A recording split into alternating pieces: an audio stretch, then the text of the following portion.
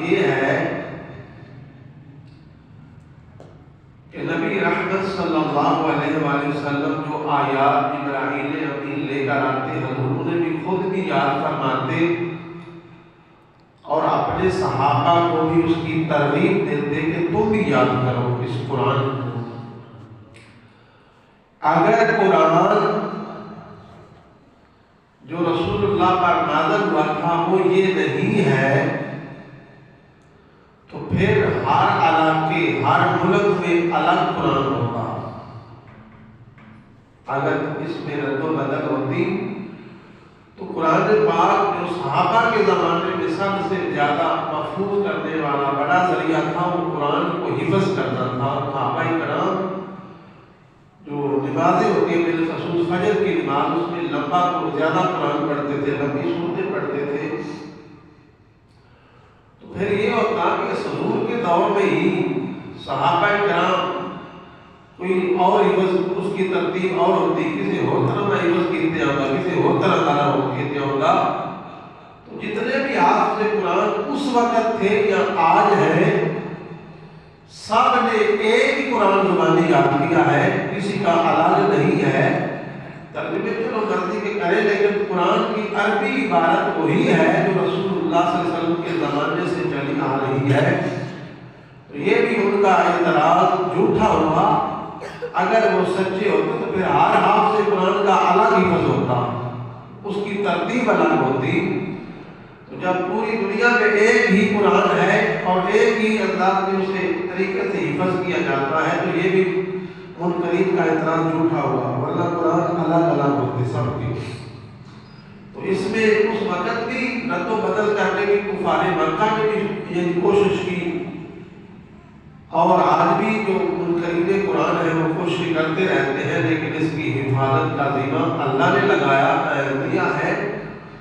وہ جو کہتے تھے کہ یہ نبی رحمت صلی اللہ علیہ وسلم اپنی طرف سے یہ خود کو خواب آتے ہیں، خیال آتے ہیں، سنا دیتے ہیں، تو حضور نے اللہ کی طرف سے پیغام نمایا کہ محمود ان سے کہیں کہ ایک آیت بنا کے دکھائیں، اگر میں خود بناتا ہوں تو تم ایک آیت بنا کے لے آؤ۔